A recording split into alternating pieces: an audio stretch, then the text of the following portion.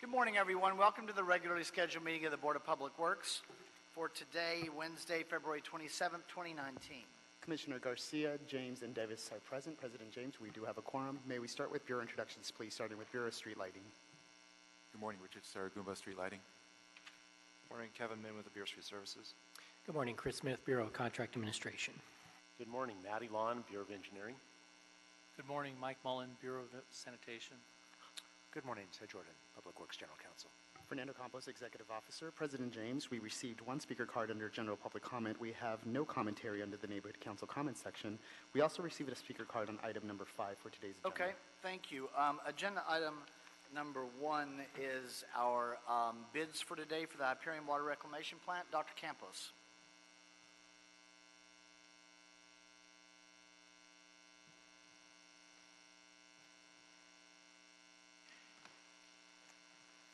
Thank you, Mr. President. Fernando Campos, Executive Officer. Today's bid is for the Hyperion Water Reclamation Plant Service Water Facility Improvements in Council District 11. The city has estimated this project to be at $1.9 million even. We did receive 5 bids for today's bid opening.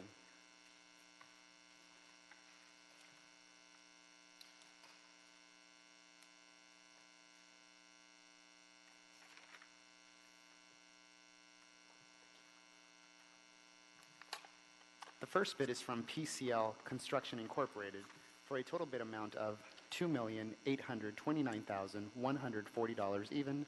That's $2,829,140 from PCL Construction Incorporated. And Dr. Campos, I'm not sure if you said the city's estimate or not, but I'll say it anyway if I'm repeating. It's $1,900,000. 1.9, yes. The second bid is from Green Building Corporation for a total bid amount of $4,235,000 even. That's $4,235,000 from Green Building Corporation. The third bid received is from Environmental Construction Incorporated for a total bid amount of $2,894,779 even. That's $2,894,779 from Environmental Construction Incorporated.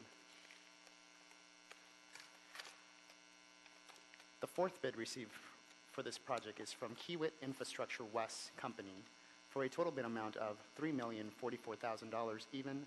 That's $3,044,000 from Kiewit Infrastructure West Company. The fifth and final bid received for today's bid is from Murray Plumbing and Heating, doing business as Murray Company, for a total bid amount of $3,428,673 even. That's $3,428,673 from Murray Company. President James, that concludes the bid openings for today's agenda. Okay, is there a second to my motion for an order that the bids have been received, opened, and declared by Commissioner Garcia? Any objection? Also Commissioner Davis. So without objection, that will be the order. Thank you, Kumi. We have a couple of presentations today. Let's start with Ms. Doherty from the Bureau of Engineering. And I see Gary Lee Moore as well.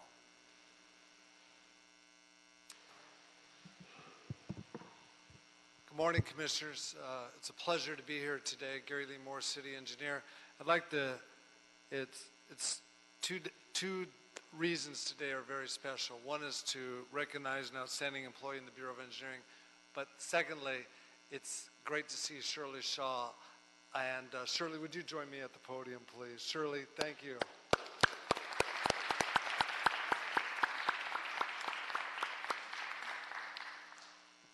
Unfortunately, in February of 2005, we lost Rory Shaw, a Bureau of Engineering employee and Shirley's son. And it was a tragic on-the-job incident, and we vowed to never, one, forget Rory, but two, celebrate what an outstanding person he was. And annually, we recognize our employee. And Shirley traveled from Michigan to be here with us today, and as she does annually, so it's very special to have Shirley fly out. But I always love poking a little bit of fun, even though we've had a little bit of a cool winter. It's still not as cold as it is in Traverse City today, where it's about to snow and 17 degrees. So I do remind Shirley that it's I'm in the warm. you're in the warm, belt, so all right. it's great. You know, a little bit about Rory. Just I like to always recognize what an outstanding person Rory is. And Rory was born in 1957, and he got his first degree in mathematics in 1978 from Michigan State. He then joined the Navy and was a lieutenant and attended nuclear power school and was part of the Navy's nuclear power training unit. After his honorable discharge from the Navy in '84, of course, Rory couldn't get enough education, so he went back to school and earned his Bachelor of Science in Civil Engineering and in 1990. And he then joined us in 1991. And he was an incredible person. And I think what we tried to capture in the nomination form really says about Rory: demonstrated outstanding dedication to duty or outstanding leadership qualities. He made significant contributions in furthering the Bureau of Engineering's mission and goals by performing his duties at a level of excellence far exceeding established standards. He developed partnerships with the Board of Public Works, other city departments, bureaus, and public agencies, contractors, consultants, and definitely the community loved Roy. Yes, and he loved them.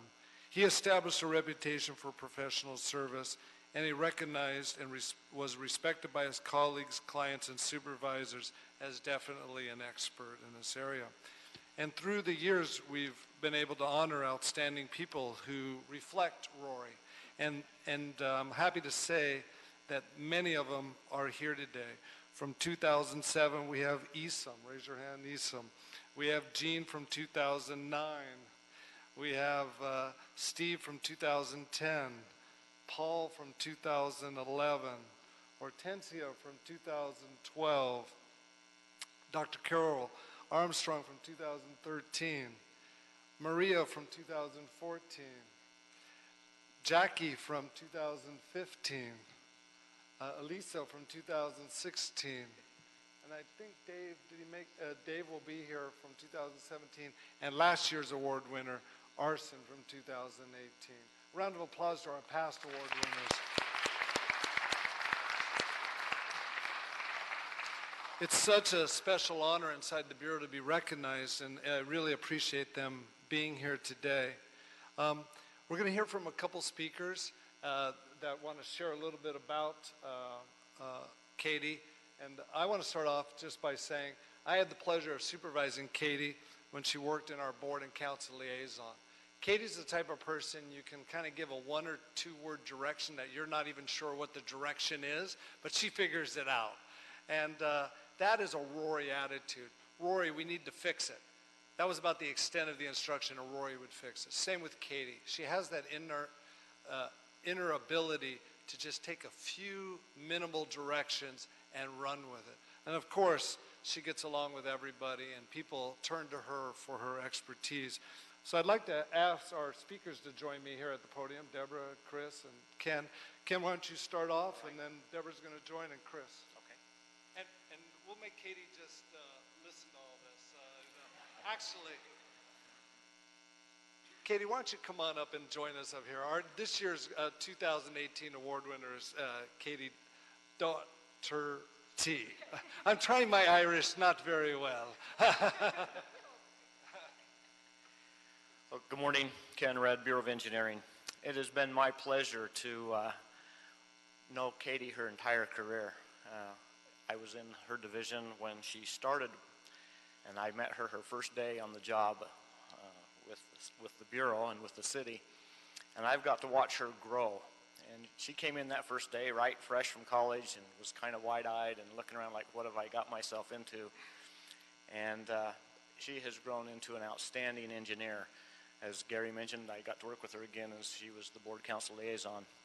And then most recently, been fortunate to have her in one of the divisions that I oversee as she's become a project manager in the Prop O program.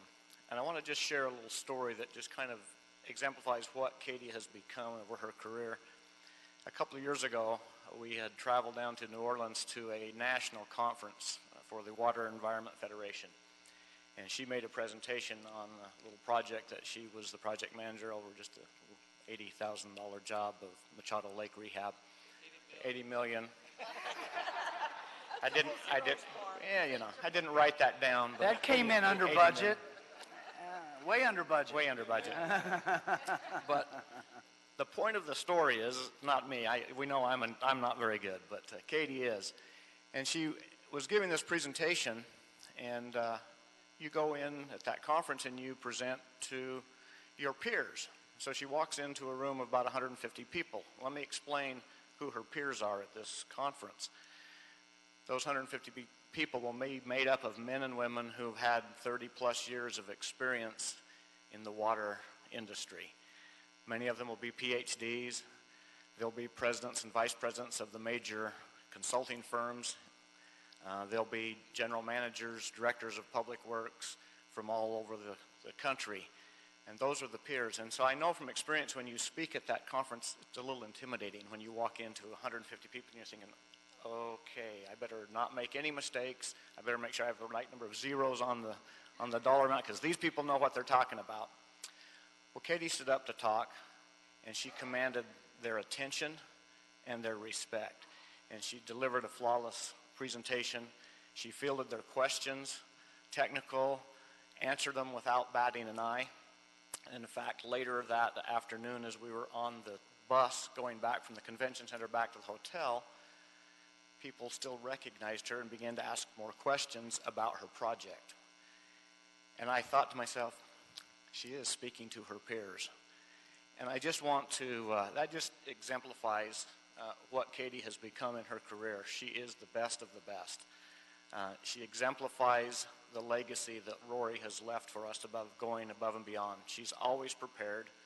She always knows what we want her to do, whether we tell her that or not. She knows what to do. And I am just thrilled that she is receiving this award this year, and I think it is appropriate that her family is here, because not only is she an outstanding professional career, she also manages to have a balanced life and have a great family, as evidenced by them here, and I'm thrilled that they're here to see her honored today. And Katie, I just want to say I am honored to call you a colleague and a friend. Congratulations.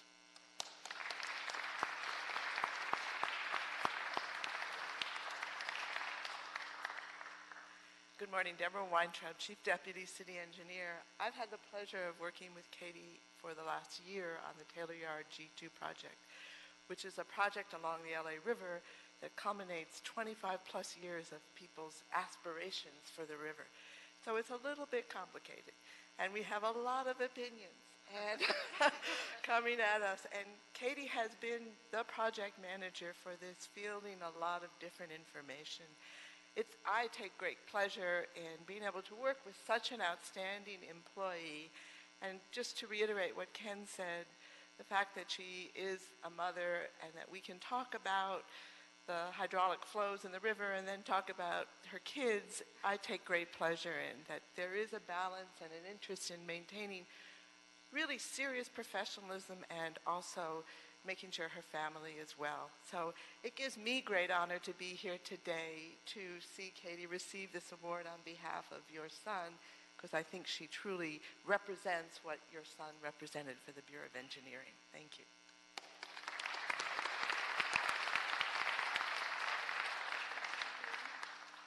Good morning, I'm Chris Johnson. I'm Division Engineer for the Propositional Clean Water Division.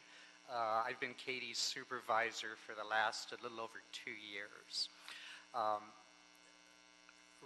The Roy Shaw, I remember, had a number of qualities as a project manager that we respect in the Bureau of Engineering. He had an appreciation for teamwork. He had engineering expertise in his area that was unmatched, and what he didn't know, he knew where to go and find it. And although he never, or should have never turned a wrench or turned a spade of earth on any of his projects, although he probably did, he did what's more important. He caused all that to happen, which is leadership. So leadership, engineering expertise, and teamwork are three qualities of a strong project manager in the Bureau. And these qualities are all embodied in Katie Doherty. She has been selected, although she may think she volunteered, she was selected to work on the Taylor Yard G2 land acquisition, which was accomplished successfully in 2017. And she is now the project manager for development of that site at something that could run into approximately a $250 million project, considering the cleanup. She also successfully completed, as Ken said, the Machado Lake ecosystem restoration at $80 million, which, even with the $1 million qualification, significantly under budget. So with these accomplishments, Katie embodies, all of the qualities and has proven her worthiness for the Rory Shaw Award this year. Thank you.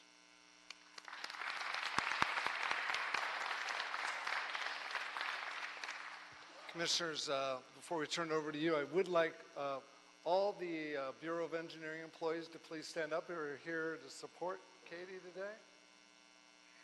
Just want to let Katie see you've got a lot of friends there. So thank you for being here.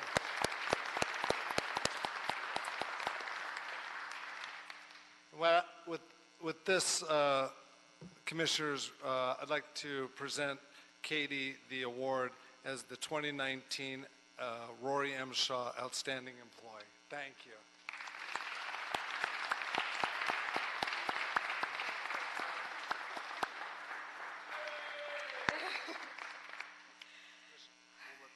Oh, sure, yes. So we'll start with Commissioner Davis. Well, first I want to thank the leadership of the Bureau of Engineering for promoting such an award for which we all should feel proud. And every year that I see Mrs. Shaw come, I am reminded of the work that her son put towards excellence in the Bureau of Engineering in general, but in the Department of Public Works overall. And I think when leadership picks this Rory Shaw Award, they are really institutionalizing what our expectation is of our employees as excellence. And Katie, I see you around often, and I'm just really overjoyed to know that the work that you have done is appreciated. We know that we not only want engineers, but we want women to have leadership in engineering as well. And so I'm so pleased with the leadership that Gary is providing that acknowledges all of those in engineering and gives them equally an opportunity to be recognized. So I commend you for the work that you have done in the Bureau of Engineering, and I know that the work that you are doing is an example for all of the engineers, and particularly for the women, where we hope to continue to have more Katies to do work in that profession. So thank you so very much, and congratulations.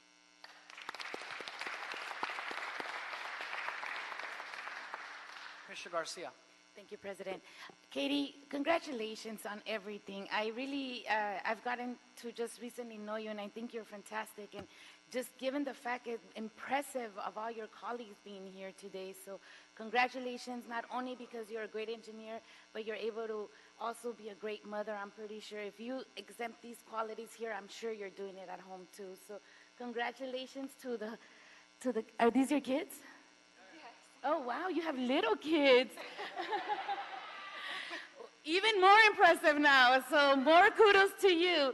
Congratulations on being such a good example and role model to other women in your field, but to just women all around, to your family, and really just getting this award. Congratulations. And also congratulations to Gary for keeping this memory alive, and to his mother for always keeping your son in your heart and making sure that his memory stays alive for a very long time. So thank you for being here. This is the second time I'm part of this ceremony, so I just want to say it's beautiful to see this. It's beautiful that you come out.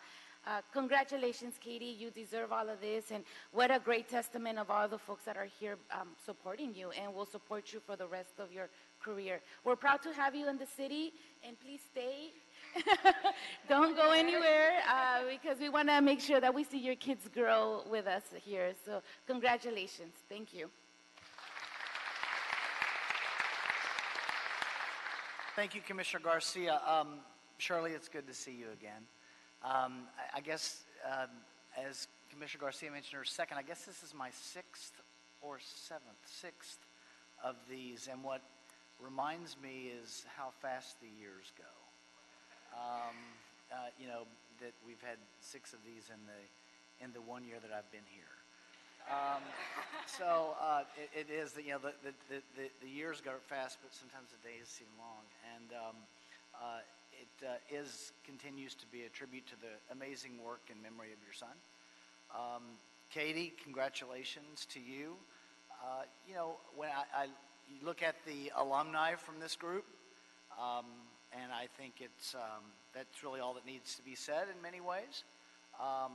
But I'll add on to the fact that you, like so many of those that have been honored before you, when you step up, and you're familiar with the board. I mean, you know, so not different awardees have had different levels of work with the Board of Public Works, and I've had the honor and the pleasure to work with you enough to be familiar with your work product and with your work ethic and with your professionalism and with your expertise. And you, like the other people that receive this award, when you step up to the podium, it makes our job a lot easier because the confidence and the poise with which you bring your work to the public is really stellar. And so we appreciate that, and congratulations to you for a continuing successful career at the Bureau of Engineering. And to your family, your husband, I think, and your little ones. It's a proud day for you all, for your wife and your mom and your daughter today.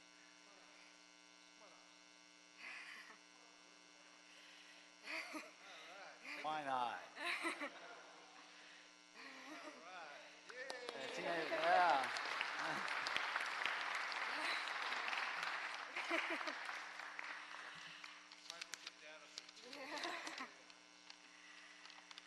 Thank you very much. That was quite the build-up.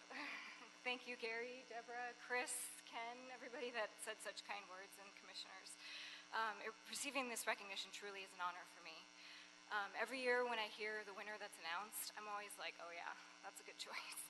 So to find out when Gary told me that it was me this year, I was so grateful that my work is seen to be at the caliber of those that won the award before me. But none of it is done alone. I'm one of an amazing team of supervisors, coworkers, employees that provide invaluable help, guidance, and moral support. I have had the benefit of some outstanding supervisors over my career.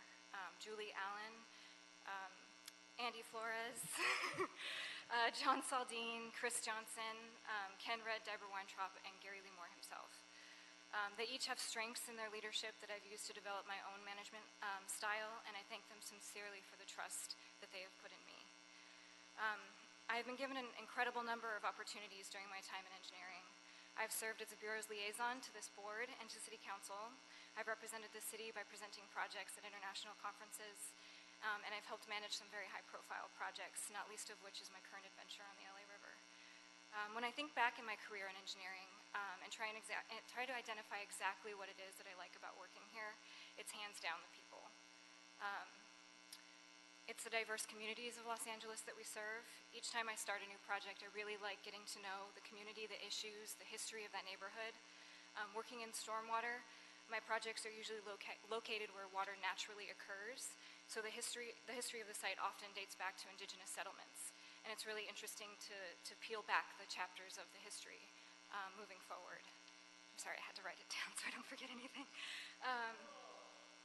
It's the people that I interact with every day most of all, mostly in engineering, but also across city departments.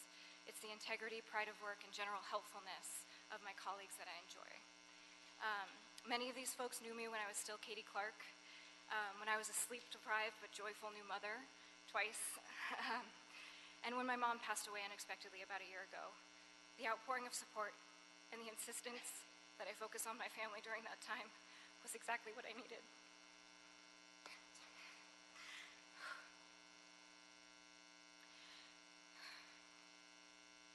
And for that, I will never forget those people that didn't let the ball drop. I inherited an ability to multitask and an attention to detail from my mom, and I know that she's very proud today. If I can, I'd like to take a moment to acknowledge the family that's here with me today. My dad, who encouraged me to join engineering in the first place, and is the best example of dedication and compassion that my sisters and I could ask for. I married my husband, Alan, 6 years ago, and I appreciate his support every day. He's an accomplished mechanical engineer for a consulting firm and my sounding board for all things. And of course, my kids, Ashling and Finn. She's 5 and he's 3. They're what I look forward to most every day and the greatest encouragement for me to be the best I can be. I'd like to close by saying that I never had a chance to know Rory Shaw, but I do know his legacy. It's the dedication and quality of work that my colleagues and I strive for every day. Thank you. Thank you, Katie.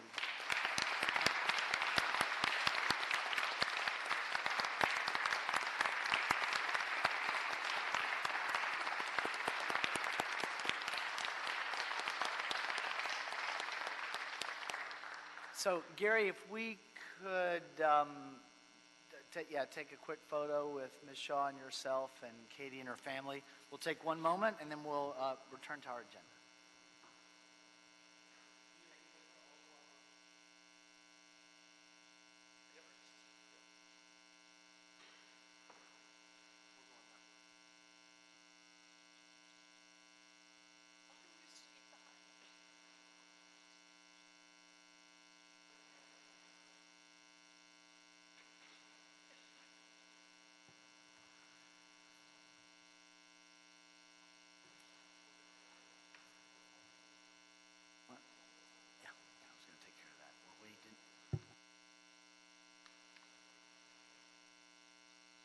Commissioner Davis,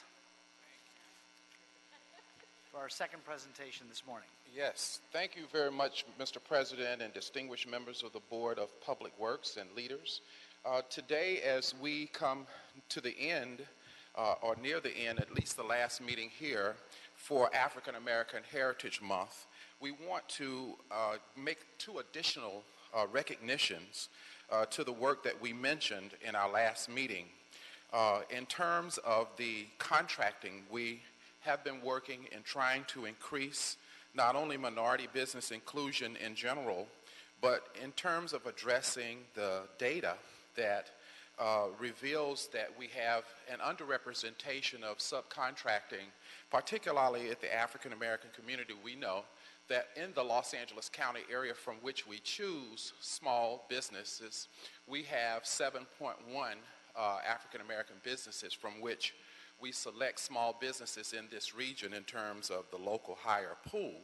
And yet, when we realize our results in the city of Los Angeles, out of doing $500,000 of $500 million, quite actually, of work on an annual basis, we have 0.23% of those small businesses as African American businesses. So in fact, there is not even 1% of our small business pool that is from the African American community, and we obviously know that from the pool in which we pull, that becomes critically important. And also, we know that when we look at the minority business inclusion in general, it's around 5 to 6%.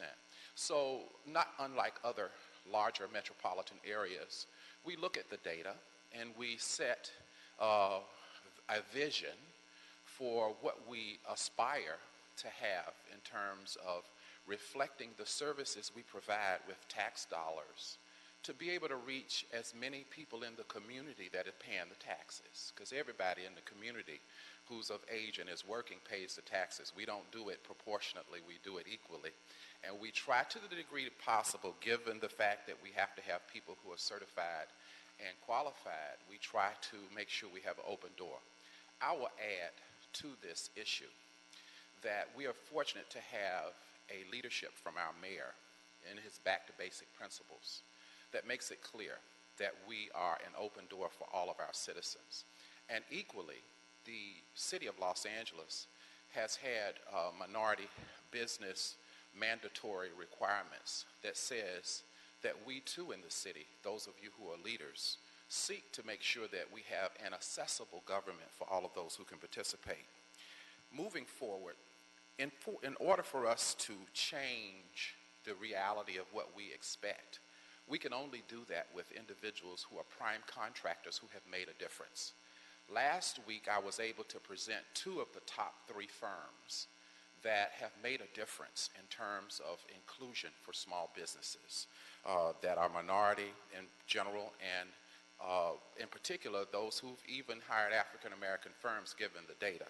Today, it is my privilege to present to you another firm that does a lot of work here, but tonight, or today, we want to recognize them for the work that they have done in terms of their hiring of small businesses that also have included small businesses from the African American community. The Vice President of Select Electric, Mr. Stanley Clark, is Mr. Clark here? Okay, come on up, Mr. Clark. We felt that this is a great time in terms of our recognition to recognize you for the work that you have done in terms of hiring small businesses in general. And of course, we're very fortunate that you also have been able to also increase small businesses from the African American community as well. So as we celebrate African American Heritage Month, we wanted to recognize you for your outstanding work. And you have so many areas of work that you do for us that are successful, but this is also one that we did not want to go unnoticed. So on behalf of the Board of Public Works in Los Angeles, we'd like to thank you for achieving diversity under the local publicly funded construction projects that you implement for the great city of Los Angeles. Well, thank you very much. Thank you very much, Board of Public Works, President James, Commissioner Davis. We really appreciate being recognized for this award, and we try to cultivate our subcontractors and work with disadvantaged businesses across the city. So thank you for your recognition. This is our President, Jeremy Coriel. Again, thank you very much. This is an honor, but really, we tell our teams to do everything they can. They do the work for us, and they take our message and really respond for us, and we appreciate the recognition. Thank you, sir. Let me just say to you before we go to the next, what? Let me just say, I mentioned this last week or whenever Commissioner Davis had the other entities the other businesses that we work with that he was honoring. For Dr. Davis to select you based on your data, that's no easy achievement in the field of inclusion and diversity, because I think he's the foremost expert in the country on, he wrote a dissertation for USC on it, as a matter of fact, on this kind of issue. And so to impress Commissioner Mike Davis in this area is to be at the very top of the industry. So congratulations to you. And I'm not sure that that's necessarily readily known automatically with the certificate you received, so I wanted to add it to the oral record. That to be so recognized, you guys have really gone, beyond and above, and we really appreciate that. And please accept our sincere thanks for all of your effort and success. Thank you very much. Thank you. Don't leave. I think the president would like to take a picture with you in a minute. I have just one more presentation. I did not know the president was so young, though. So it's very encouraging that great things are happening in the city of Los Angeles. Additionally, last week we had recognition of engineers throughout the city of Los Angeles. And here again, we are working again with the underrepresentation. Many of the engineers in our city have brought out the point that it would be good for us to look at ways in which we could also be equally inclusive in terms of jobs, engineering jobs in the city of Los Angeles. And we established a committee in the city 2 years ago that not only is interdepartmental, but it's intra-departmental. In other words, it's citywide. It doesn't just include our bureaus of engineering and sanitation, et cetera, but it includes all of the departments throughout the entire city of Los Angeles, and looking at ways in which we can help to increase not only minority engineers, but again, there was an underrepresentation of African American engineers. And as I explained last week, When we look at the college pipeline in the universities in the city of Los Angeles, in the county of Los Angeles, the universities, if in fact they don't have students matriculating in those programs, then none of our managers can go to those universities and get those students. And so what we did discover is that a lot of those students, many of whom are residents of Los Angeles, attend historically black colleges and universities, from Southern University to North Carolina A&T that our city attorney helped us to figure out the policy in terms of going there. And then many of these other universities throughout the country have begun to be places from which we can choose engineers. And we've increased that through the Los Angeles Historically Black Colleges and Universities Recruitment Committee.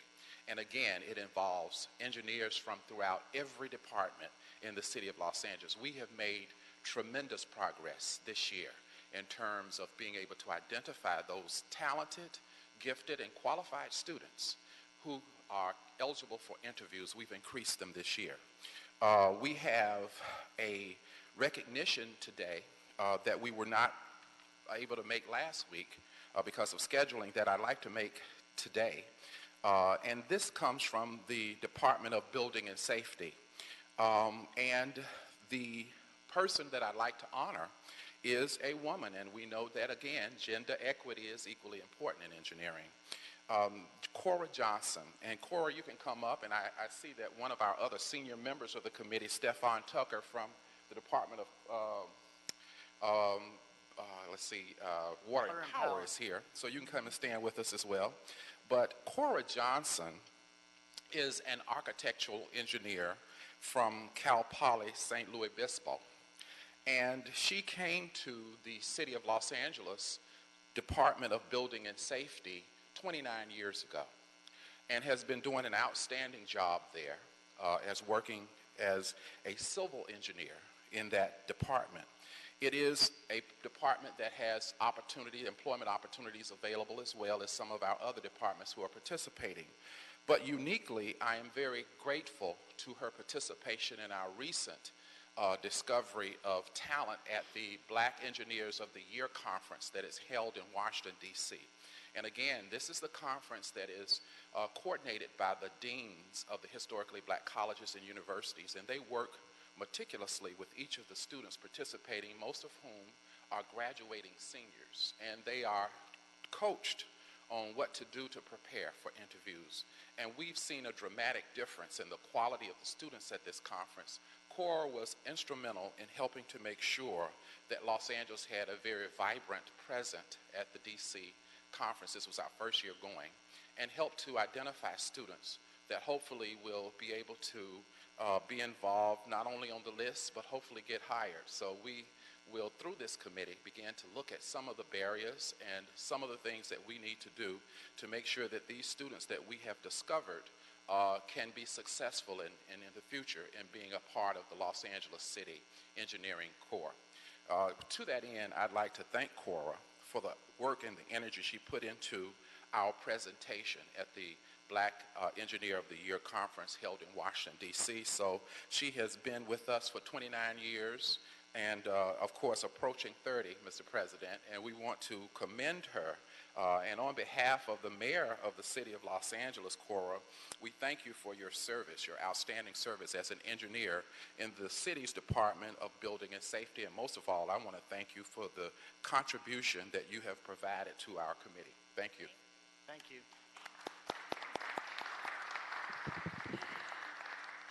Thank you so much. It's a pleasure. You know, you come to work as a city employee for 29 years, and you just get up, you know, like a robot, you just do it. And to be recognized for the work is really a pleasure. And I just wanted to reiterate what Commissioner Davis said.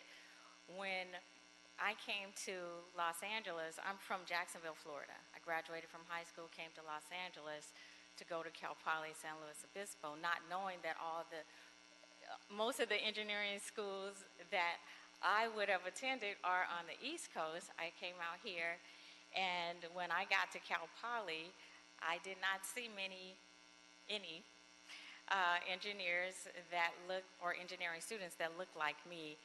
And when I was ready to graduate, building and safety came to the school to do the interviews, and when I walked in there, they were shocked. And of course, I was able to answer all the questions and score 95 on the exam, and I got hired. And I would say 28 years later, still no more black female engineers have been hired from the department. And then when we started this committee and we were able to start recruiting at the engineering schools on the East Coast, and also they decided to put me on the hiring committee, and lo and behold, we were able to hire 3 new African-American engineers for the Department of Building and Safety. So it's really working, and I just really appreciate you all making this effort for the city. Thank you, Ms. Johnson. Thank you. Let me just say that, as I mentioned last week, the work that you all are doing is critical to our city, and it is reflective, obviously, of the city of Los Angeles, but Los Angeles' rich history and legacy is our diversity, and we really appreciate the fact that you all are not only, you hear a term a lot, moving the needle, you're leading the country. So, the other folks can move the needle based on your leadership. And that's what your goal is.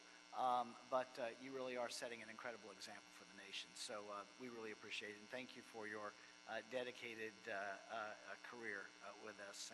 And Public Works Engineering is an amazing place to work, too. After year 30.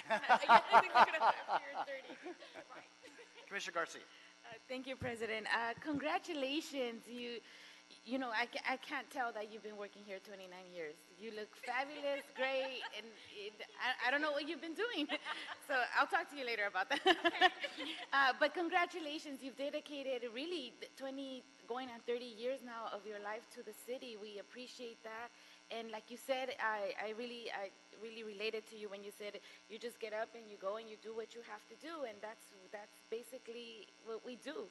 And to actually take a time off and see that what you've done has been very fruitful, and what you continue to do, and your contribution to the city is imparable of other folks. So I just want to say congratulations, and thank you for taking the leadership on making sure that other folks like yourself join this and also have the type of life that you've had based on working here on the city. So congratulations. And to Commissioner Dr. Davis, congratulations for taking on the challenge and making sure that we hire more of our African American engineers, and they're out there. We just need to make sure that they get directed this way.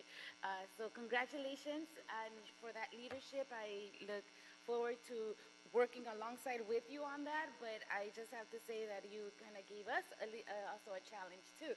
But congratulations, Dr. Davis. You've done such an amazing job this whole month. And I appreciate working with you and seeing what you do on African American Month. So congratulations to all of you. I know you got recognized, I think, this week, not sure when. But congratulations to you all. You look amazing being here. So, Coro? Thank you. Yes.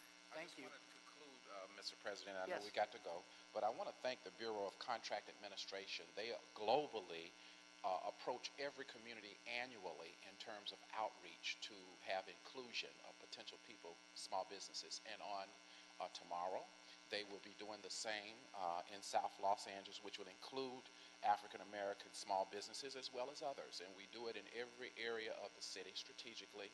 And I want to thank them for doing this because it's critically important for our small businesses to have a program that is nearest to their community so that they will get an opportunity to meet prime contractors. And that will be at LA Trade Tech from 9 to 2:30 tomorrow.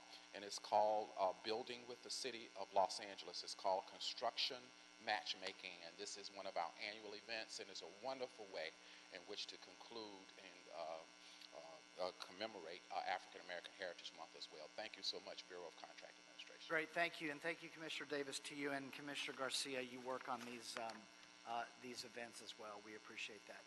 Dr. Davis, if we could just take a moment for a brief photograph with your honorees, and then we'll move along. Sure. Okay. Thank you.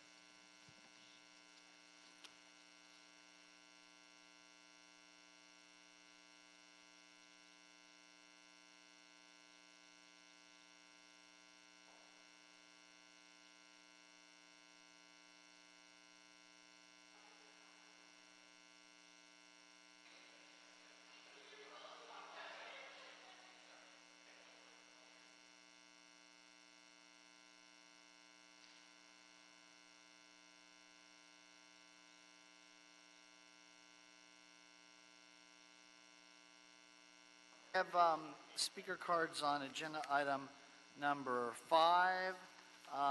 It is a tree removal requested at 13441 Mulholland Drive, recommending that the board, this is in Council District 4, recommending that the board certify that the board has reviewed and considered the information in the MND, the mitigated negative declaration for the project at 13441 Mulholland Drive, and find the information contained therein appropriately addresses the requested tree removals.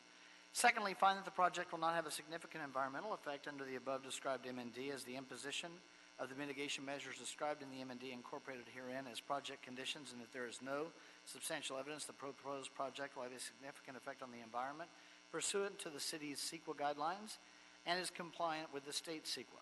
Third, find that the project's conflict with any local policies or ordinances protecting biological resources, such as tree preservation policies or ordinances, is less than significant with the incorporation of mitigation measures 4-60, 70, and 80 as contained in the MND.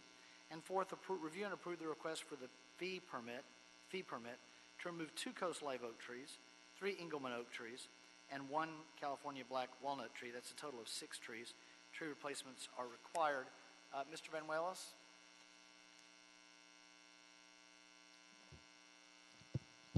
One moment.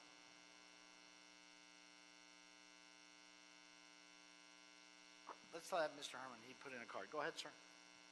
On number 5.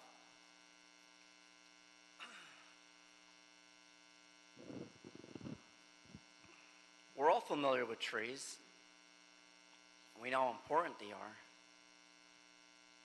But when the city is backed up in maintenance, why are we tearing out trees? Why are we replacing trees when we're talking about going green?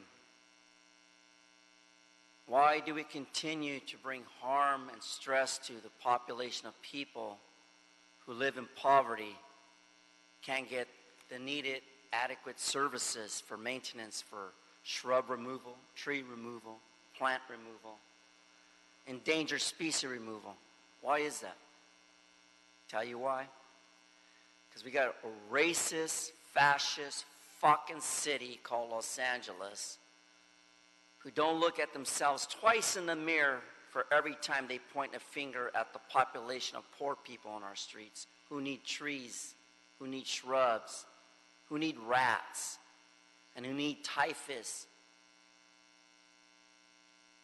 So get your shit together, commissioners, and hire outside people to maintain our trees and our shrubs and our vacant properties where you have weed abatement. Other than that, just like Cohen, fucking racist, and just like Stomolet or Smollett, that fucking lying gay racist from Chicago who made up lies like some of you have when you talked about Wayne Spindler and when you stood before the Sentinel newspaper supporting racism. This is a bastards. tree removal item. Mr. Banuelos?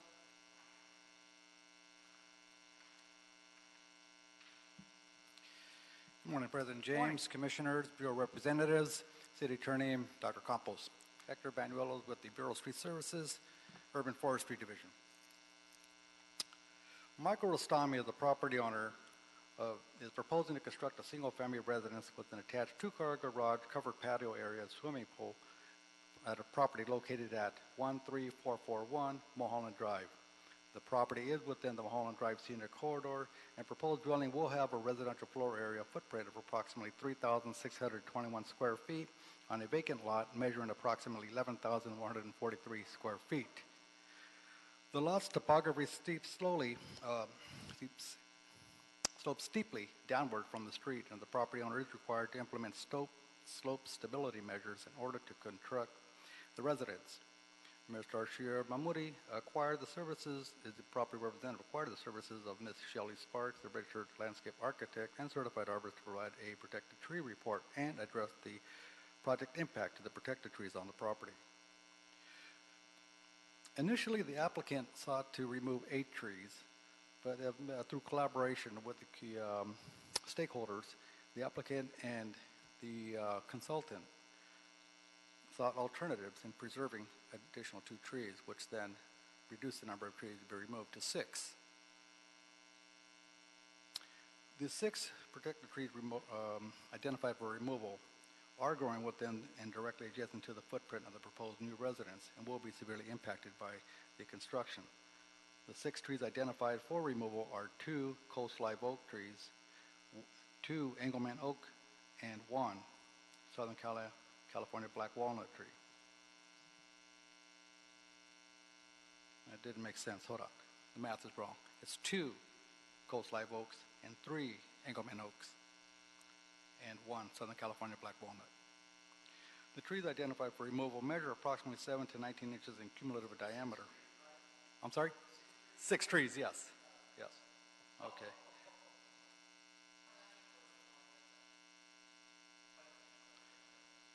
Okay. A Bureau arborist inspected the location on March 2nd of 2017 and on October 29th of 2018 to verify the contents of the protected tree report and found the trees on the property are as stated in the protected tree report.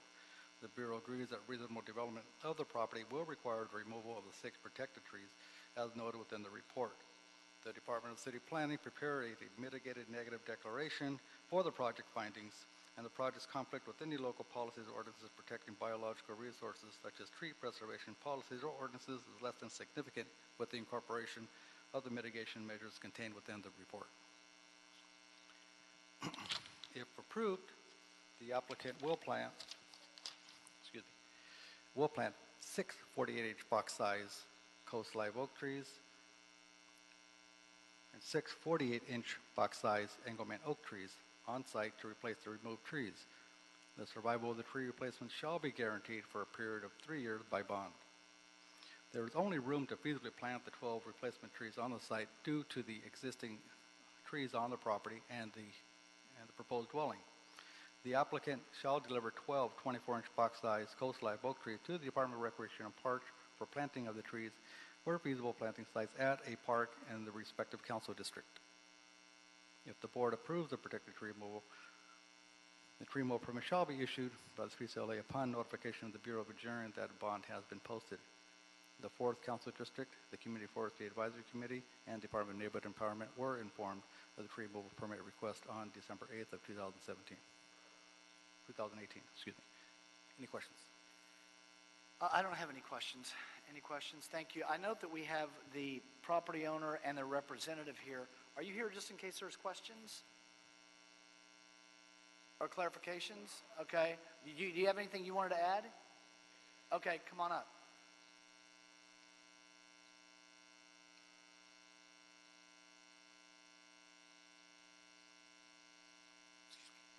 Good afternoon, almost afternoon. Good afternoon, President James, Commissioners. Thank you for the time.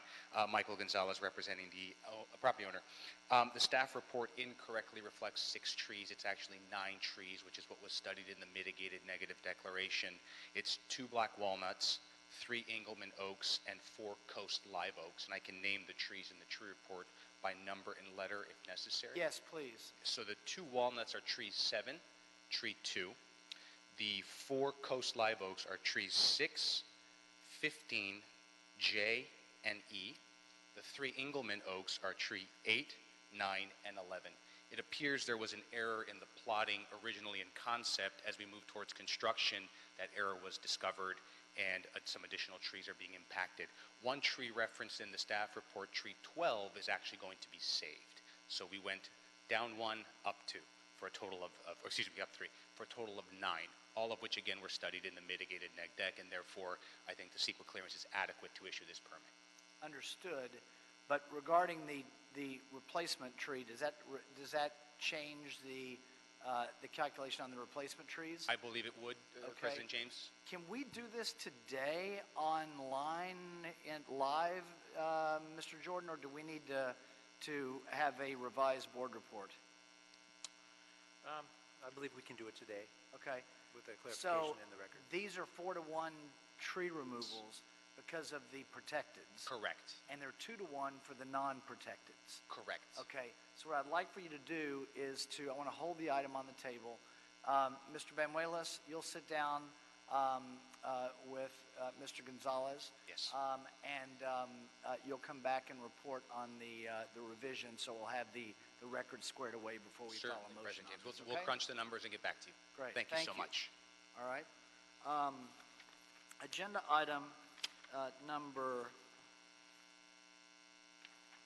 6 is an authority for expenditure, recommending that the board authorize myself or 2 members of the board to sign the letter of agreement with Executive Aquarium and Pond. Although that's not an authority for expenditure, this is just sending an item back for, Dr. Campos, what's the deal on number 6? I believe we have someone from the Bureau of Street Services that will present this item. Basically, what happened is that this board approved the authority for expenditure but did not authorize the board president or 2 members to sign and execute the letter of agreement, which is attached before you today. So that authority for expenditure was approved by the board in the past. However, the letter of agreement did not authorize. So this is just coming back for signature? Correct. Okay. Is there a second to my motion that we approve agenda item number 6 forthwith by Commissioner Davis? Agenda item number 2, budget increase and revised construction order and change orders, Tomovich and Associates, recommending that the board authorize $170,000 in additional contingency and approve a revised construction budget of $270,000 for the super expedited wastewater emergency rehabilitation for sewers. That's the Sewers 6 program, Bel Air Road right-of-way. And secondly, authorize the city engineer to issue a second revised construction order and change orders to Tomovich for a not to exceed total cost of $270,000 for the project to compensate the contractor for extra work as was discussed in the report. Mr. Herman, you have a card in on number 2. Mr. Herman passes number 2. Thank you, Mr. Garawi. My name is Salim Garawi with the Wastewater Conveyance Construction Division, and this is regarding a Sewer 6 project, Bel Air Road right-of-way 1701.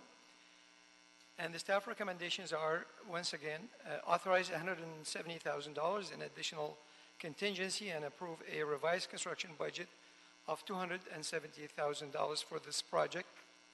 2, authorize the city engineer to issue a second revised construction order and change orders to Tomovich and Associates for a not to exceed total cost of $270,000 to complete the work under this project.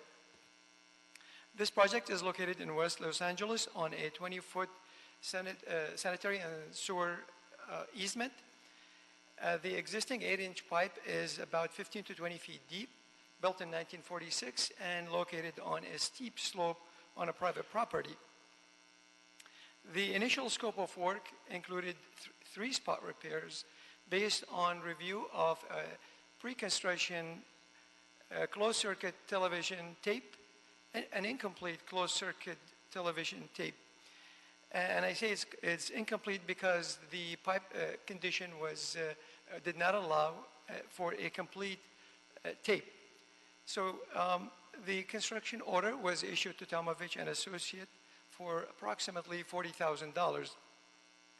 During construction, however, the contractor encountered additional damaged pipe. Also, the pipe was discovered to be much deeper than initially anticipated. The additional repair cost was estimated at about $93,000. Also, we needed to compensate the contractor and authorize a change order for approximately $30,000 for clearing and grubbing the site from vegetations in preparation for the repair, which brought the total construction budget to $123,000, which is above the city engineer's ceiling at the time. Therefore, we requested authorization and received the authorization from Commissioner Jacinto for $150,000, including contingency, back in July 2018. Subsequently, however, after reviewing the post-construction closed-circuit television tape, it was determined that additional damaged pipe needed repair. The additional damage was located and required partial removal and replacement of an existing retaining wall, grading, site grading, and also replacement of landscaping. The additional damage was estimated at about $82,000. which added more cost and complexity to the project. This additional repair was communicated to Commissioner Jacinto back in August 2018 as a future possible authorization. However, Commissioner Jacinto instructed us to prepare one inclusive report for all the repair work and all the necessary costs for construction. Therefore, the total cost became, with the additional repair necessary, became $205,000, and we're also asking for additional contingency to compensate the contractor for any unforeseen condition until the construction is complete. And therefore, we're asking for $170,000 for additional contingency and a total construction budget of $270,000. Thank you. Thank you, Mr. Garawi. Thank you for the explanation and the background and kind of the procedure on Sorry for the long story. how we got here. That's helpful at answering my questions. I don't see any questions on the queue. Commissioner Garcia has made a motion that we adopt agenda item number 2, seconded by Commissioner Davis. Therefore, without objection, we'll adopt agenda item number 2. Thank you, sir. Appreciate it. Thank you. Agenda item number 3 is change order number 45 in Council District 14. This is for Asphalt 1. It's a replacement and modernization project recommending that the board authorize the city engineer to issue change order number 45 to Poppich Construction for a lump sum amount of $204,570 for additional design and build services to provide a backup power system for the project as requested by the Bureau of Street Services. Mr. Herman, you have a card in on number 3.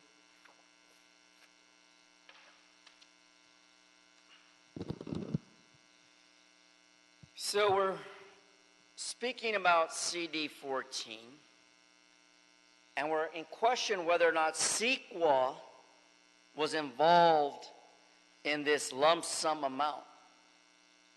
Did the city attorney, Mr. Jordan, allocate monies under CEQA to see whether or not, true or false, was the asphalt plant operating in a non-biased condition? And what I mean by that, well, if you haven't heard, Joe Sancito and Jose Huizar are under an FBI probe. So whether or not they were money laundering and skimming off of the asphalt monies to other projects and did not follow federal and state guidelines, then they should be investigated as well. So in question whether or not Poppich Construction Company is involved with padding Jose Huizar and Joe for this asphalt plant. Because you haven't seen shit done in infrastructure regarding asphalt. You bring in grade C and D asphalt, and fucking streets have potholes and fucking asphalt's coming apart. And what are you doing about it? Fucking subbing it out to contractors who are fucking doubling the amount for fucking asphalt without fucking putting the program to work. That's why Eric Garcetti should be involved in this FBI investigation, because he, like Huizar, have been padding their fucking wallets with taxpayers' money and fucking us up the ass. 2 minutes. On number 3, a representative for number 3, I don't have the list here. Whoever's here on number 3. Oh, Mr. Drucker. Yeah, come Mr. on up. Drucker. Good morning, Commissioners. Neil Drucker, Bureau of Engineering. As President James indicated, item number 3 is a recommendation from the Bureau of Engineering to allow the city engineer to enter into a change order number 45 with Poppich Construction to allow Poppich Construction to construct a system to allow us to attach emergency generators to the in-construction asphalt plant. Just to let you know, the asphalt plant number 1 project is about 90% completing construction. Barring too much additional rain or other issues, we anticipate completing the project at the end of June of this year.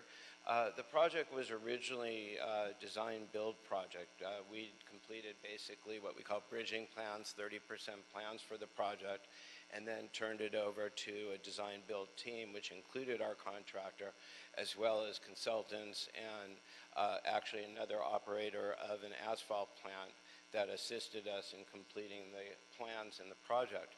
At the time the project was envisioned and designed, the Bureau of Street Services was using recycled asphalt to the level of 17 to 15% of what we call RAP, recycled asphalt product. At this time, the intent, once this facility goes online, is to use what we call 50% RAP, meaning 50% of the asphalt that would go through the system would be recycled, and that's obviously fairly new. Ethan Wong is here, and he's our construction manager, and he gave me a term for what the system will do, and he called it a trifecta, which I think is really perfect. It does three real things. One, it allows us to use significantly more of our existing pavement that we rip up from the streets and actually recycle it and reuse it. So that's number one. Number two, there's a significant cost savings from not having to use virgin asphalt. And then three of the trifecta, and maybe most important, is the environmental benefit of using recycled asphalt over virgin asphalt. So we think the project is a really excellent project. We're moving forward. In order to do that 50% recycled product, we need to use a special binding oil, which is a 7610 oil mixture. And the 7610 mixture is different from the oil that we normally use on our 7 to 15%, in that it's got a heavier binder in it and it dries quicker. The concern is if there's ever a power outage for the system, this 7610 binder would actually stiffen the oil and asphalt mixture sooner, and we could have problems like has actually happened in other systems where the system shuts down, and if there's no emergency generator or emergency power to return on immediately, the system cools down, and as soon as it cools down, there's potential for the asphalt product to actually start drying in either the silos or the elevator, basically inside the system. When that happens, there's one, potential safety hazards, because there are operators running the system. The system could shut down, and that could cause a potentially damaging catastrophe. Or even in a lesser situation, if the system shuts down and the oil cools and the system cools down, we get hardening of asphalt inside the system. What that means is we have to send people inside the silos, the elevators, and everything else to clean out the dried stuff, and that becomes a major problem and a major cost. So the end result is this system would allow General Services to bring in some additional emergency generators, attach them to the system. If we ever do have a power failure, the system would turn on and it would not affect the operation. Are there any questions? No, Neil, great. Thank you. Thank you for the explanation, and thank you for the briefing on this as well. It's very helpful. I'll make a motion that we adopt agenda item number 3, seconded by Commissioner Davis. Any objection? Without objection, we'll adopt agenda item number 3. Any issue sending number 3 forthwith? We'll send number 3 forthwith. Just a housekeeping item. Agenda item number 9 will be continued to Wednesday, March 13th. Thank you, Sherry. Sorry. Wednesday, March 13th on agenda item number 9. Agenda item number 8, Authority for Expenditure, State Water Resources Control Board. The Bureau of Sanitation and Office of Accounting are requesting board approval and execution of an authority for expenditure in the amount of $56,921 to pay for the annual permit fee to the State Water Resources Control Board for discharging stormwater.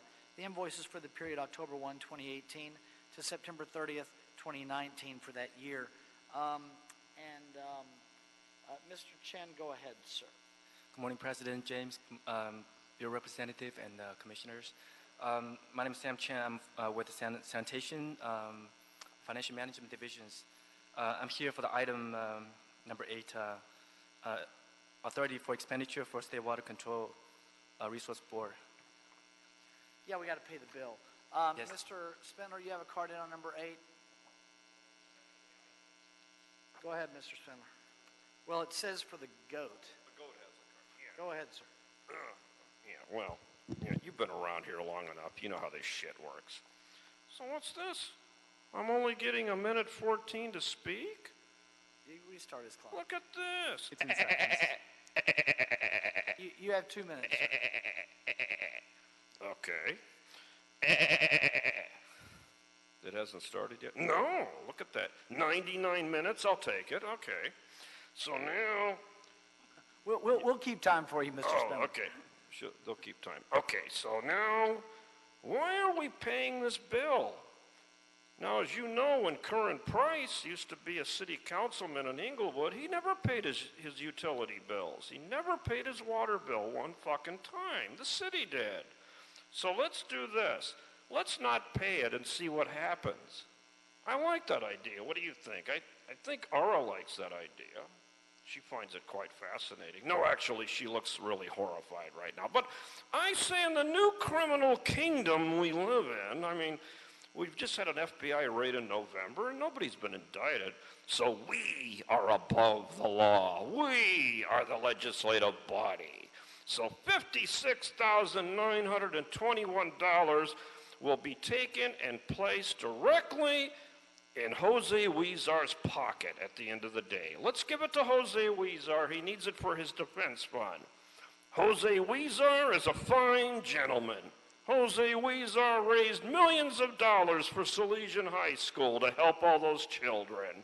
And the nasty, filthy FBI wants to punish our good work in the fucking community. No. So we don't want to pay this bill. What will happen? You think they're going to shut our water off? Fuck no. If they shut our water off, we'll call Gil Cedillo and send the MS-13 after their fucking ass. So no on this bill. Mr. Herman, you have a card in on number 8.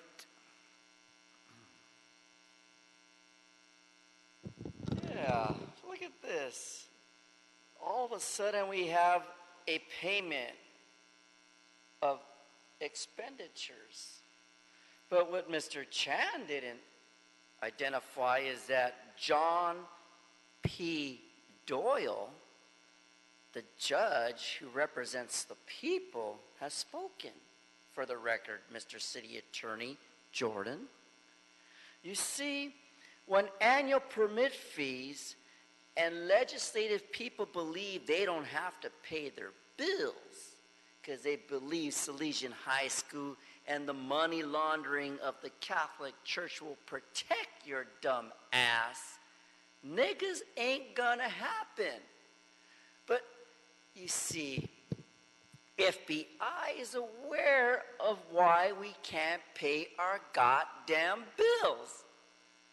Because people keep padding their wallets and money laundering for different departments.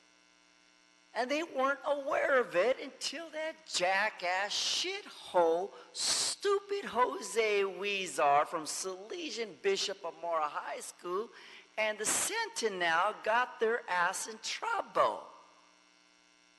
That's why Smollett from Chicago is writing out about gay people and racism.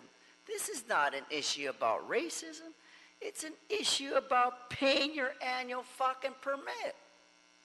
So I believe Mr. Spindler and his goat are right. We need to stop stealing.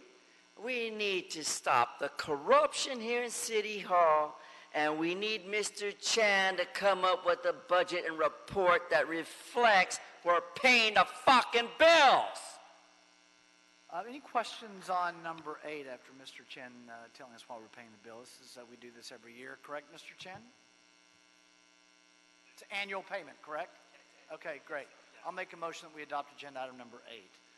Seconded by Commissioner Garcia. Any objection? Without objection, we'll adopt agenda item number 8. Thank you, sir. Thank you. Any issue sending number 8 forthwith? We will send number 8 forthwith. Agenda item number 5. Let's recall number 5 to the desk. Come on up, guys. You guys had a chance to caucus outside. Did we have an agreement on where we are? Yes, we do, Okay. President James. I'll let Okay, staff. Mr. Banuelos. So, Dr. Campos and Mr. Jordan, you're ready for the amendment on agenda item number 5? Go ahead, Mr. Banuelos. Yes, good morning. It appears that 9 trees will be removed instead of 6, of which consist of 2 black walnuts, 3 Engelmann oaks, and 4 coast live oaks. Would you identify for the record which ones those are, either you or Mr. Gonzalez? I can list them right now, Commissioner. Okay, go ahead. Looking at the report right now, the revised report.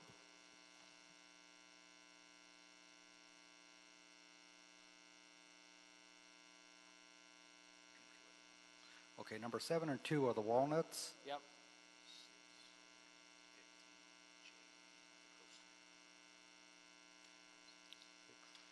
Okay, 6, 15, J, and E are coast live oaks. 8, 9, and 11 are the Engelmann oaks. Got it. That's correct, Mr. Gonzalez? That is correct, President James. Okay, thank you. Go ahead, Mr. Benuelos. So we have, would you just describe for the record quickly or in summary fashion what the tree replacement is now in light of the fact that we have 9 trees that are coming out? Yes, and so the applicant will then, if approved, the applicant shall plant 7. Mr. Gonzalez, I'm going to ask for your oral confirmation after he's done. Go ahead, sir. Okay, so the applicant will plant 7 coast live oaks of 48-inch box size, 7 Engelmann oaks of 48-inch box size, 4 15-gallon walnuts, or as large container possible, and 20 coast live oaks of 24-inch box size shall be delivered for planting by Recreation and Parks and a nearby park. Okay, and that's correct, Mr. Gonzalez? That is correct, President Okay. James. Anything further on the amendment?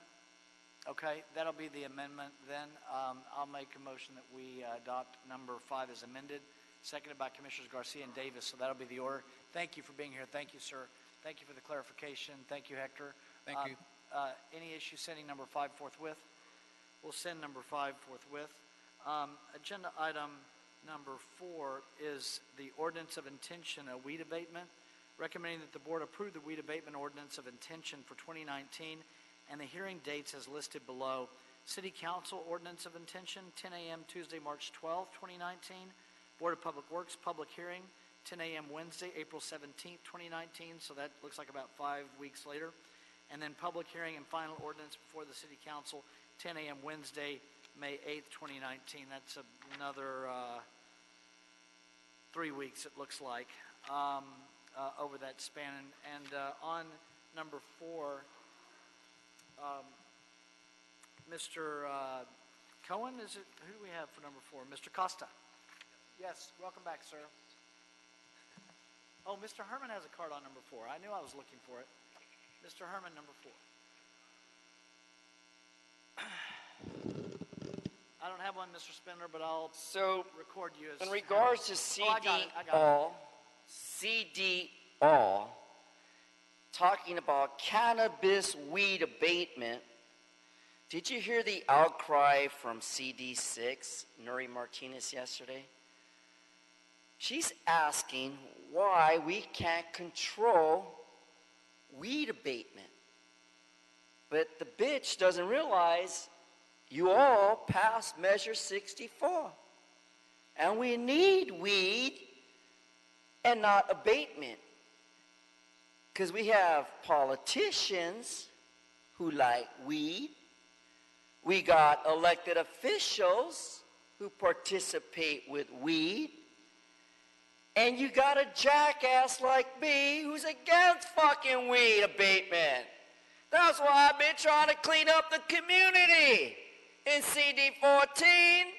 But that motherfucking councilman, Jose Huizar, still finds himself not working because the FBI investigation is not done. So why is the motherfucker sitting there in council chambers trying to cure and correct my problems of weed abatement? Are you fucking foolish? No, you're fucking shitholes. All of you who work for this city. Protecting some fucking politician who can't clean up the weed abatements in Boyle Heights and El Sereno, Lincoln Heights. And that's why we live in fucking poverty, Mr. City Attorney. And I'm fucking tired of living like a white nigger Jew in poverty. I want the same weed abatement so I can fucking smoke my mind out of this fucked up world, Los Angeles. Because like I told the mayor from the city of Downey, fuck LA and fuck Eric Garcetti, who's gay. And he has a lover named Glenn Dake who takes it up the ass. Mr. Acosta on, oh wait, Mr. Spindler has a card in on number 4. Yes. So, me and my colleagues, known as goats, we can eat the weed. We eat everything in our sights. We eat lettuce, we eat grass, we eat weeds, and then we go and we shit it out later. Like what Jose Huizar does every day. He takes a shit on the city of Los Angeles and the taxpayers. I'll eat those weeds. I'll clean those fields. The natural God-given way. That's why there's goats. Well, there's another reason there's goats. Yes, because we're worshipped. That's another reason, right. Surprise, bitch. So now we have to abate weed. When we grow weed to smoke, we're out there abating weed. It makes no sense. This city is out of control. And Nuri Martinez is out of control. Got that big, large, fat, weed-abated ass and always trying to dress like she's a 21-year-old hoe when she's a 50-year-old pimp. And it's got to stop. The fatness has to stop. The weed has to stop. And Jose Huizar has to stop. He's over there in the next room, sitting in his chair voting, while the FBI's trying to figure out why don't they settle Mr. Spindler's case so they can make a fucking plea deal, but they won't. So here we are in danger. Dangerous weeds. Dangerous weed hearings. And I went to a couple of these hearings last week with Monica Rodriguez, known as Beer Belly. Some of these fucking fines were $50,000 for weed abatement. Fuck you and fuck your abatement. Mr. Costa, you're up, sir. I realize this is a scheduling hearing, but go right ahead. Good morning. Good morning. Jeff Costa, Bureau of Street Services. What's before you is the 2019 Weed Abatement Ordinance of Intention. There's 5,083 parcels that comprise of this ordinance. The lots are spread throughout the city, and we're asking you guys to adopt this so we can move forward on the adoption of the Weed Abatement Ordinance. We do it every year. Every year. We're happy to do it this year. Yep. So I'll make a motion that we adopt agenda item number 4, seconded by Commissioners Davis and Garcia. So that'll be the order on number 4. Thank you, sir. Thank you. Agenda item number 7 is a contract amendment, Los Angeles Conservation Corps. Recommending that the board authorize the Office of Community Beautification, subject to transfer and appropriation, to execute a contract amendment with the Los Angeles Conservation Corps in the amount of $100,000 for the Clean and Green Youth Jobs Program in Council District 3, and authorize myself or 2 members of the Board of Public Works to execute the contract amendment after approval as to form has been obtained by the city attorney. Mr. Herman, you have a card on number 7.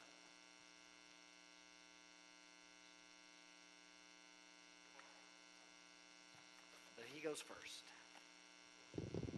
CD3, another Jew politician asking for a community beautification. Why can't we transfer Clark's money into all community of beautification? Why does this fucking Jew in CD3 demand the amount of $100,000 to clean and green youth jobs?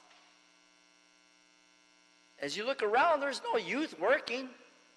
Get on the fucking train with me and you see there's no youth working. They're riding up and down on the train all fucking day because they don't have a job. Let alone they can't read or write at 4th grade level. They got mind capacity of a jackass writer like Mr. Sennheiser, who writes malicious lies about jobs and growth in our city, while our fucking children suffer at the hands of lying fucking politicians who stand behind other lying fucking Cohen politicians and a press media called the Sentinel to defame someone by shaming their name and calling them a fucking racist like you did to Mr. Wayne Spindler back in that time of Herman Jason Wesson ranting about a fucking card. Now we use fucking cards here, but we don't use them in council chambers to talk about youth programs because fucking black people don't have jobs. I really wish Mr. Davis would step up the game and support his fucking family of black people and do more to get them fucking jobs and off the streets. Mr. Spinner, you have a card in on number 7. Very, very good point. What do we do with the kids, the youths? Bring them down here and teach them how to steal. Is that what you should do?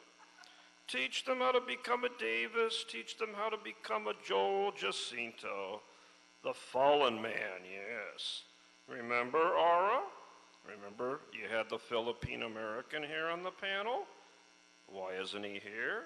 It's because Kevin James turned him into the Federal Bureau of Investigation. He's going to be the fall guy. And you know why? They're going to do it to you next.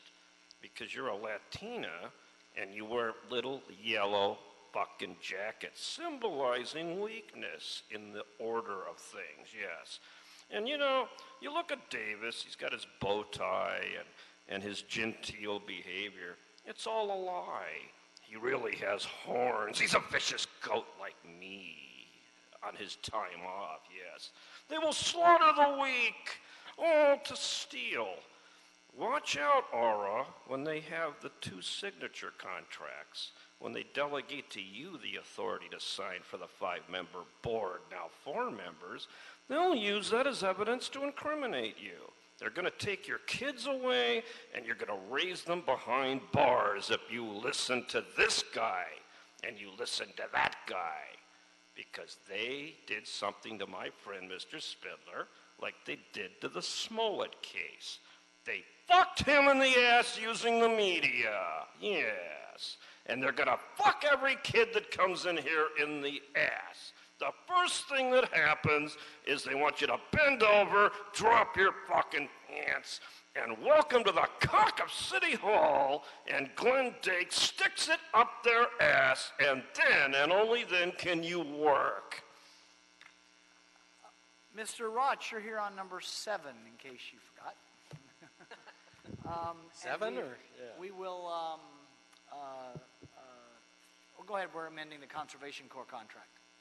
Sounds good to me. Yeah, Yep, sure. Go ahead, tell us about it. All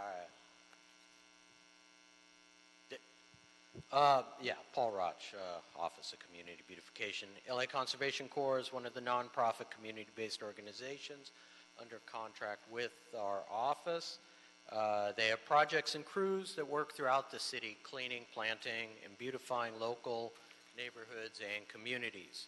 Through these efforts, the LA Conservation Corps provides jobs for youth and young adults who reside throughout the city of Los Angeles. The Office of Councilmember Bob Blumenfield has identified funding from the Council District 3 portion of the Street Furniture Fund to provide supplemental services from the Conservation Corps in the West San Fernando Valley. Work shall include landscaping of public areas, sidewalk cleaning, litter cleanup, weed removal, tree care, assistance with community outreach, and support of special events. Therefore, we hereby request board approval this morning to authorize OCB to amend an existing contract with the LA Conservation Corps to provide these funds and effectuate the intent of the council motion. Thank you for your attention to this item. Thank you, Mr. Roch. Commissioner Garcia. Hi, Paul. I just have a question. About how many jobs will we be able to have from this? So this funding will cover 1 year of service, and it will cover one crew. So a crew would be approximately 8 youth, young adults, and 2 supervisors. So about 10 jobs. 10 jobs. Thank you.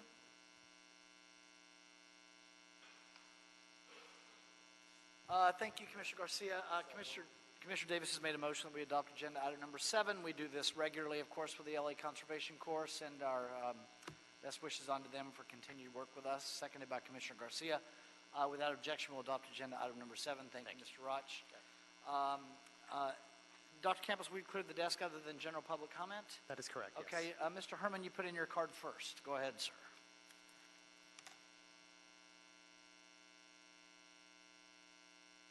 It's not that you already don't know, but on September 14th, 2016, an individual declared a cease and desist demand letter to the city clerk, Mr. Jordan,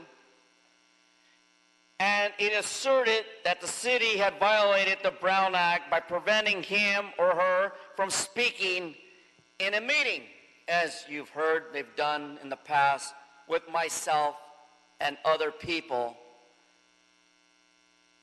But the meeting at City Hall has engaged in a similar improper conduct. A subsequent special, as you heard when I was last week speaking on the border wall, build the fucking wall and keep those fucking asshole wetbacks like Jose Huizar out of my country. And what happened? City council meetings on May and June of 2016, the city did not respond. So they got sued or challenged in the courts under Los Angeles County Superior Court number BS 166039 for the fucking record, suppressing our free speech and interpreting what you want, what is good in interest not of the people of Los Angeles. And for that fucking reason, you were told, no, no, no, shitholes and stupid assholes, because the judge, Mr. Doyle, ruled in favor of gadflies and people interested in speaking under the agenda of special. So stop suppressing free speech. Stop denying us our First Amendment. God bless America and Trump. Build the fucking wall and make these motherfucking illegal immigrants come into the process of due process legally and pay for immigration reform.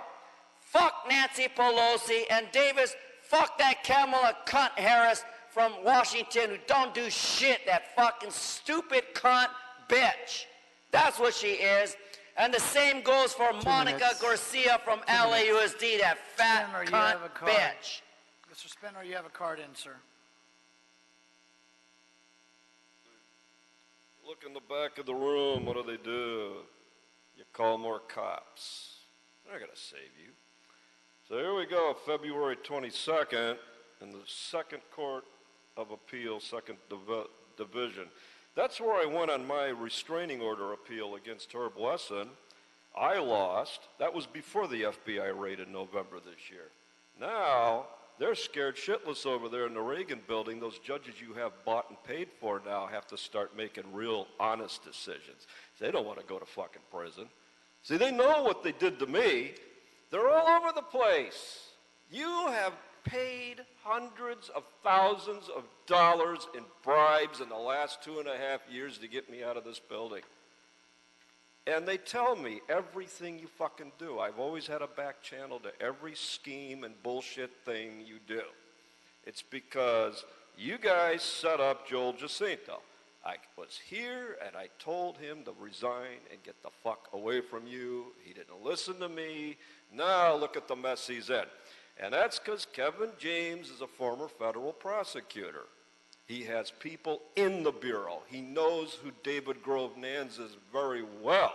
He knows he's the top specialist. Kevin James brought the FBI out here to investigate City Hall. Why?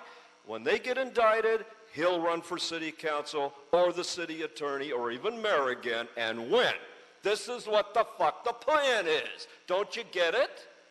Don't you understand what the plan is? It's brilliant. He sits there, he'll be the white knight. He'll be the one that says, yes, I turned them in. I need to be the mayor. I need to be the city attorney. I am the honest one. While you send Joel Jacinto to fucking prison, innocent man that you set up so he can raise his kids behind bars, think about that, the rest of you cocksuckers. This guy's a piece 2 of minutes. fucking work. Dr. Campos, have we cleared the desk? Yes, you have. Then we are adjourned. Thank you, everyone.